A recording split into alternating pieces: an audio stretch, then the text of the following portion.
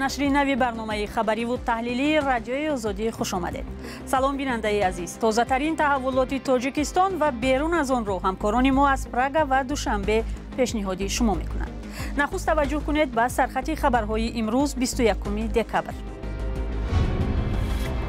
زادگان و شهروندان تاجیکستان را از چه راه به جنگ روسیه بردند؟ سرنوشت‌های تلخ و شکسته و والدان ماتم زده. وقتی که گروم بیام میگن صد کمیکات زیر میزنن. اما تانک در نگرفته اینا تانک حواله میدن دو کسا.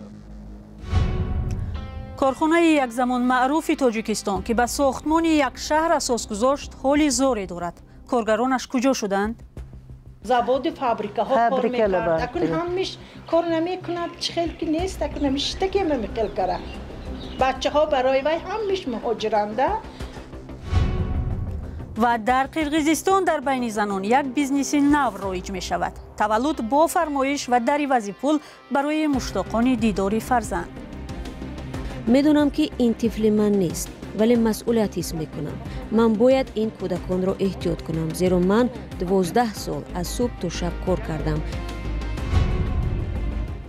سرنوشت های شکسته، همسران گریان و کودکان یتیم مانده و والدان ماتم زده. سال 2023 برای ده‌ها عائله مهاجران تاجیک فاجعه بار بود. برخی نزدیکان خود را در جنگ روسیه با اوکراین از دست دادند و برخی دیگر هم چشم به راه و در آرزوی از جنگ زنده برگشتن عزیزان خود هستند. مهاجران و تاجیکان مقیم روسیه را امسال هم با وعده‌های زیاد به جنگ بردند. گزارشی که حالا می‌بینیم از یک صحنه دلریش کننده گسیل پدر به جنگ شروع می‌شود. نرو پدر، التباس نرو. التجای دختری 4 ساله بختاور آریپوف افسری تاجیکی ارتش روسیه از پدرش که به جنگ اوکراین نرود.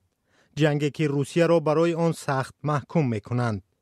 بختاور 30 ساله 1 سال در اوکراین بود و پس از رخصتی کوتاه در ماه نوامبر دوباره به میدان جنگ رفت. من نمی روم. به سخالین می روم و بر می گردم. اما دیگر به نزد 2 فرزندش برنگشت و روز 13 دکبر جسدش را در زادگاهش شهر استراوشن دفن کردند. بختاور را چند سال پیش تاجیکستان برای تحصیل به آموزشگاه حربی ریازن فرستاد و باید طبق قرارداد به وطن برمیگشت. ولی او در روسیه ماند و در جنگ کشته شد. بهتر بورکر وقتی که گروم بیام میگن صد کمیکات زیر میزنن. اما تانک در نگرفته اینا تانک حواله میدن دو کسا.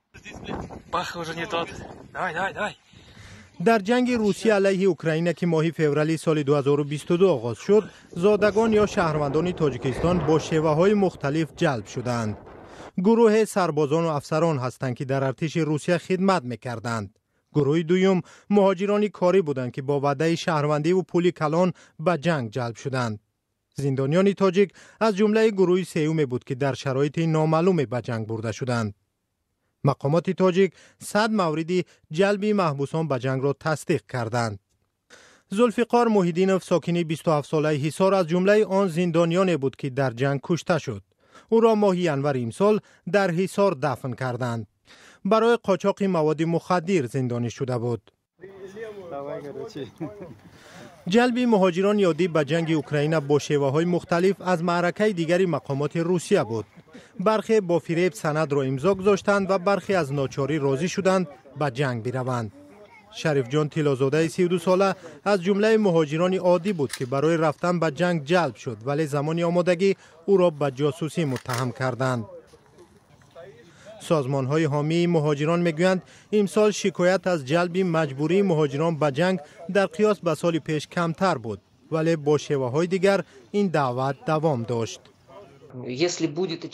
اگر این بار سربازگیری به جنگ آغاز شود که من فکر میکنم می شود، باز هم افراد بی‌حامی مثل مهاجران و روسیگی ها از حساب اقلیت‌های ملی در این روی خط خواهند بود.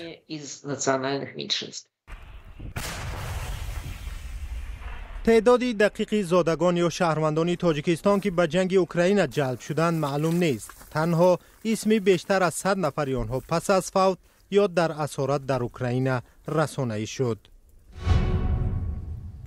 اخبار آزادی را ادامه می‌دهیم. در شمال تاجیکستان از کارماندن کلانترین کارخانه استخراج و پاکسازی معدن صدها ساکن شهرک ادرسمان را به مشکل روزگارداری دچار کرده است. 10 سال باز فعال نبودن کارخانه 10 میلیون سومانی به بودجه دولت و جیب کارمندانش ضرر آورده است. اما مقامات برای از ورطه ویرانی برآوردن آن چه کارهایی می‌کند؟ فرزان محمدی درباره احوال کارخانه یک زمان معروف گزارش می‌دهد. کارخانه معدن تازه‌کنی ادرسمان در عهد شوروی تأسیس یافت و به پیدایش شهرک در حدود شهر گلستان قیراقم سابق قسمت شمالی ولایت سوخت زمینه گذاشت. از آن زمان ادرسمان را شهرک کوهکن‌ها میگویند و دلیلش همین که بزرگترین کان نقره در همین مکان جایگیر است.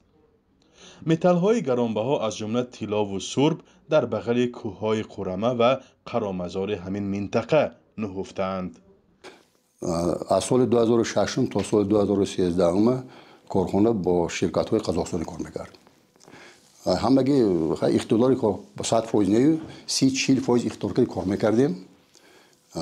زیاده از 700 نفر کارگران کار می‌کردند. با سبب‌های بحران اقتصادی، پسروی نرخ نقره در بازار جهانی، کارخانه در سال 1913 از کار ماند. کارخانه از سال 2006 به شرکت قزاقی کان منصور تعلق داشت و عمدتاً خاکه نقره استحصال میکرد. سال 2017 بحث میان مالکان قزاقستانی کارخانه معدن ادرسمان و مقامات تاجیکستان به فایده دولت انجام یافت و کارخانه دوباره ملی اعلان شد. آگاهان میگویند بعد دولتی شدن کارخانه نیز وضع در این سمت تغییر نکرده، کارخانه در ورطه از همپاشی قرار گرفت. بناهای عظیم آن حالا یک نمای فرسوده را دارد و سیمای شهرک صنعتی زمان معروف را تیره کرده است. این حال نقبکنها و کارمندان آن را مایوس کرد و اکثریت اهالی شهرک را پریشان و سرگردان ساخت. رسیب کار میکنیم کنی که شخص کار کنده همینجا چی کنیم در خانه خودمو پیشی بچه گاچ شاخته ها کار میکرد، مثلا زباد فابریکه ها کار میکرد. اکن همیش کار نمیکند، خیلی که نیست، اکن همیش تکی میکل کرد. بچه ها برای وی همیش مهاجرنده، زندگی فرزنددار آیله‌دار زندگی کردن در کار همیش مهاجر بمیرند. ما پنسیونرها می خونه بمیشنیم ده خونه پایده. خیلی مورد دست اکن کارخانه خود دولتی است، واحد دولتی است. لیکن یک کمبود اینه که واحد دولتی باشد ما چندین مرتبه مکتوب ها کردیم برای با بودجه درآوردن، لیکن با بودجه ندارآوردن، معاش پوره گرفته نمی شود. 13 مهلتی کار نکردم به 10 سال باز. خیلی حساب ذخیره داخلی کم کم معاش داده ایستادیم، لیکن ذخیره داخلی هم آخر دارند، با آخر رسید. قبلا در حکومت شهر گلستان میگفتند که با مساعدت شرکت‌های صنعتی چین یا دیگر کشورهای همسود این کارگاه دوباره با اقتدار پیشتر فعال کرده خواهد شد. مسئولین اظهار میکنند که برای بازسازی آن حدود 100 میلیون دلار سرمایه لازم است. اهالی بیش از 16,000 نفری ادرسمان امیدوارند که مشکل فعالسازی کارگاه حل خواهد شد و مردم شهرک را مثل پیشتر با کار و شرایط خوب زندگانی فرا خواهد گرفت. امیدواری که همکنون 10 سال است در سطح امید و آرزو مانده است و عملی نمی شود. فرزان محمدی، رادیو آزادی از شهرک ادرسمان شهر گلستان.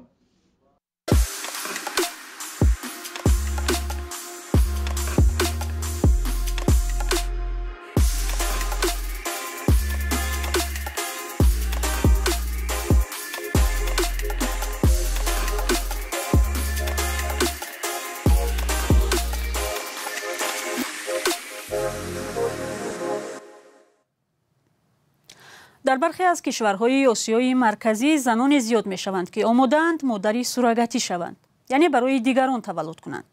آنها می گویند از این راه می خواهند هم یک عائله زار با فرزند را خوشبخت کنند و هم پول به دست آورده زندگی کودکان خود را بهتر نمایند. کیومر سیاتو گزارش می دهد.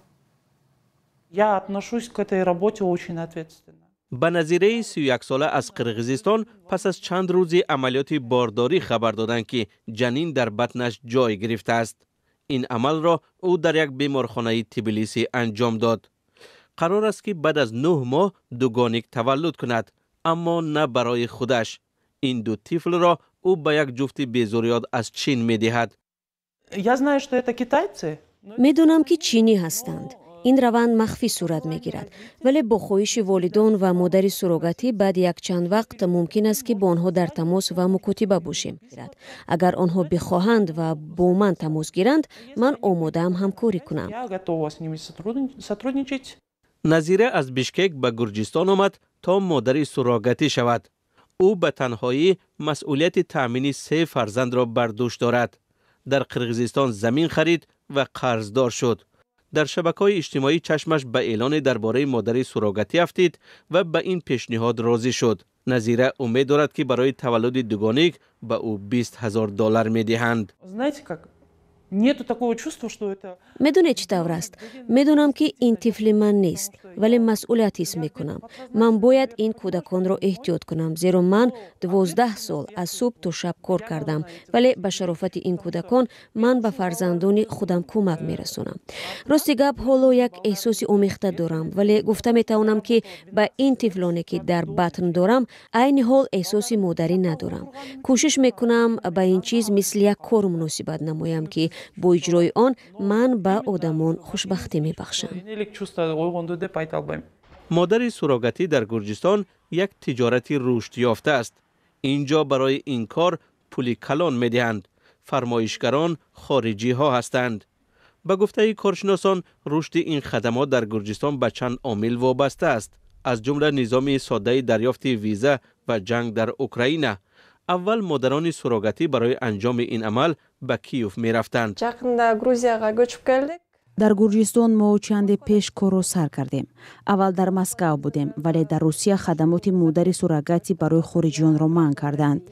بنابراین شهروندان ما رو حالا در گرجستان و ارمنستان قبول میکنند.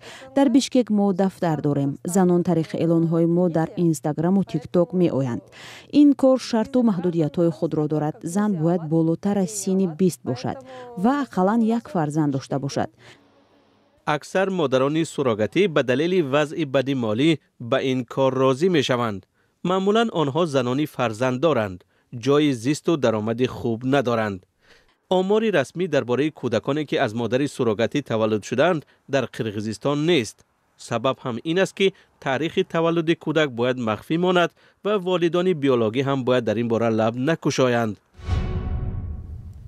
در پایان برنامه یک خبر داریم از روسیه. ستاد انتخاباتی ولادیمیر پوتین رئیس جمهوری روسیه را ولادیمیر مشکوف، هنرپیشه شناخته ماریانا لیسینکا سرطبیب شفاخانه رقم 52 در مسکو و ارتیوم ژوگا رئیس مجلس ولایت اشغالی دونتسک رهبری میکنند.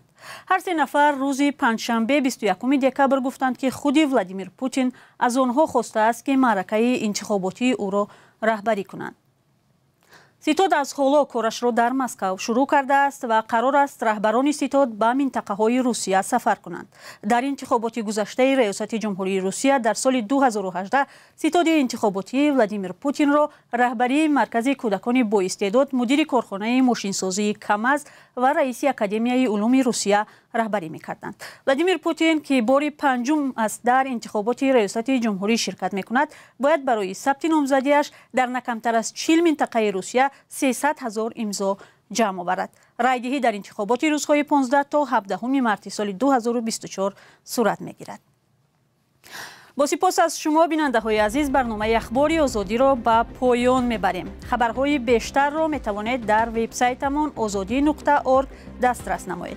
همچنین صفحه های رادیوی آزادی در فیسبوک، شبکه اینستاگرام و در گذشته توییتر، اینستاگرام، تیک تاک و ادناکلاسنیکی در خدمت شما است. اگر خبر یا عکس و نواری دارید برایمان فرستید.